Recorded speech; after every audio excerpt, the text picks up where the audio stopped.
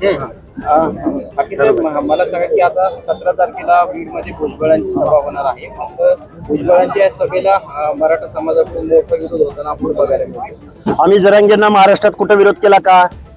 आणि बीड म्हणजे काय कुठल्या माणसांची काही जहागिरी आहे का? कोणाच्या नावावर सातबारा दिलाय का?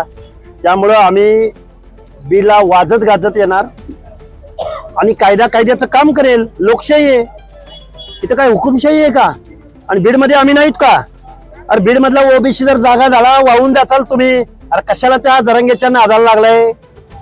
एक दिवस महाराष्ट्रातल्या या राज्यकर्त्या मराठा समाजावर ज्यांनी जरांगेला मोठा केला, ज्यांनी जरांगेच्या बेकायदा मागण्याला पाठिंबा दिला, त्या सर्व आमदार खासदारांना एक दिवस अशी पश्चातापाची वेळ येणार आहे की गावगाड्यातला ओबीसी एक जुटीनं जर तुमच्या विरोधात गेला, आणि ते आम्ही जाणार, आम्ही घेऊन जाणार तिकडं.